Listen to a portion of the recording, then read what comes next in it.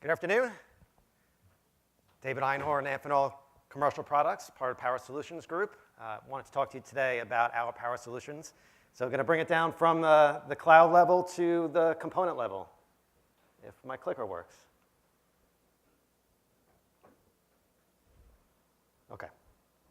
Sorry about that. So we were brought in very early, and Yuval had asked us, and kind of started off as a typical engineering engagement, talking about what kind of current levels were required, mechanical. But then, of course, Yuval talked about his vision, and that vision forced us to look at a data center more holistically and look at an application much more holistically than we typically do, not just looking at it from a server level. So kind of the typical specs that we look at and we ask about, current levels, we need to deliver 400 watts per server. Of course, it had to be cost effective. Efficiency was a huge part of discussion. But then we started talking about the entire rack, the brick, the cage, the entire rack, and what it meant from a deployment standpoint and what it meant from an ease of installation standpoint. So we spent a lot of time discussing the time it takes, and could we reduce the time it takes to deploy a data center by a factor of 5? And could our components, could our power solution help enable that? So, of course, with any situation, there are some challenges along the way. I'm not going to say that it was easy to come up with a solution. We actually went down two paths in the beginning. We started with a bus bar and what we call our Cool Power product line. Cool Power has rad-sock elements as well as some other elements which you might have heard before. And once we started getting into this discussion about disaggregation, the bus bar conversation was completely out of the window. But of course, cost was a major concern. Bus bars being kind of a key way of distributing power in data centers now. We had to look at that as the benchmark and compare our other Cool Power solution versus bus bar. Are we able to do it in a cost-effective manner? So we looked at efficiency, and one of the things that Yuval pushed us for was this snap-on design. So we had to come up with a simple yet robust snap-on design, something that we could integrate in easily with the power shelf and the rack and all the servers in a blind mate and floating ability, and also ergonomic and very easy for the installer to deploy. So a lot of discussions about tolerances and robustness and finding that and striking that balance between the robustness and the ergonomics and the tolerances. We spent a lot of time with the partners, with Flex and LinkedIn to get this done.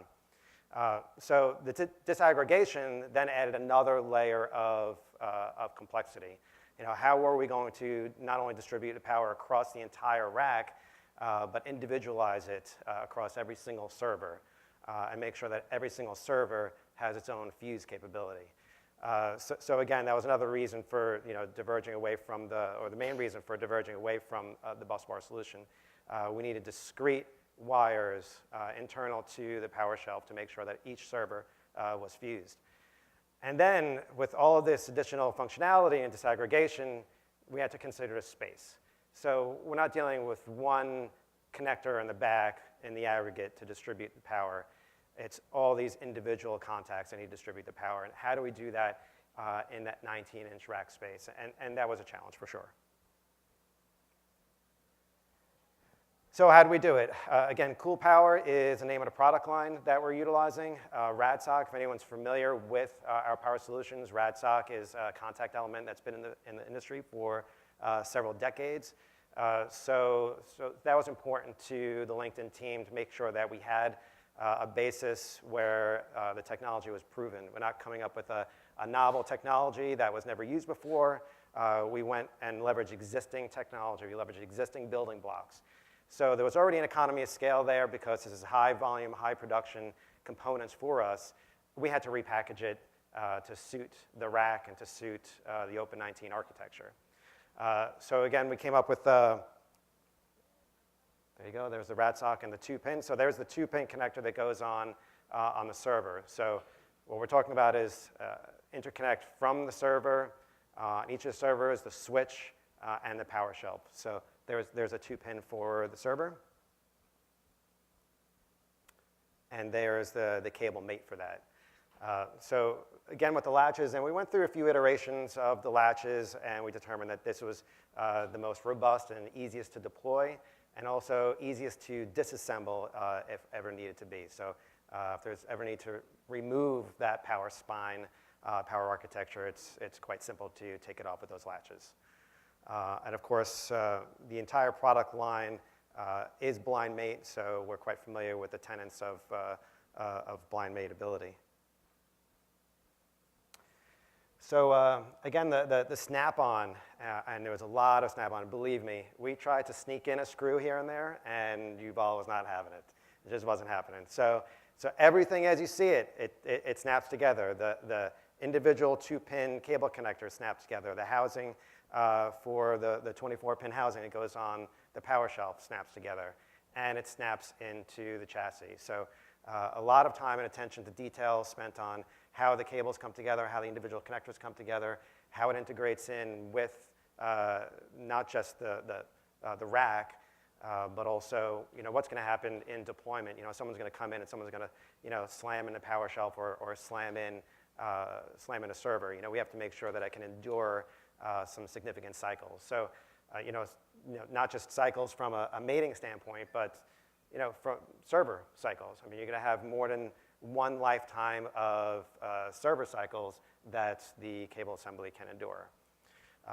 So the other aspect was efficiency.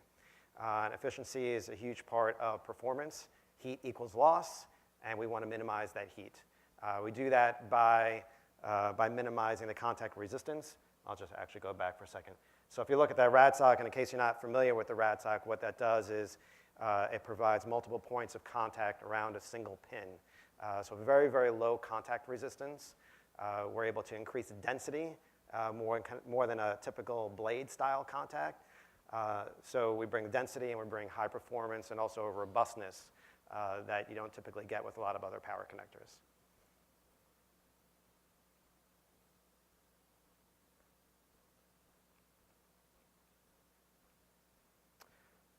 And of course, cost. So again, cost was a huge concern.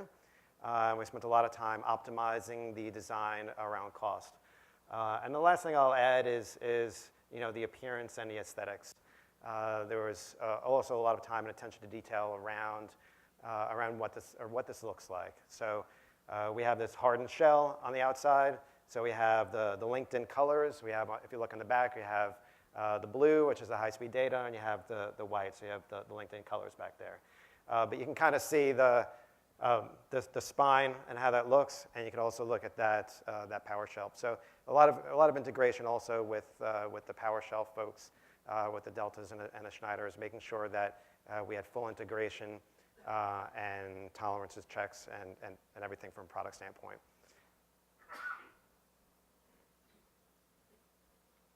And thank you for your time. Appreciate it.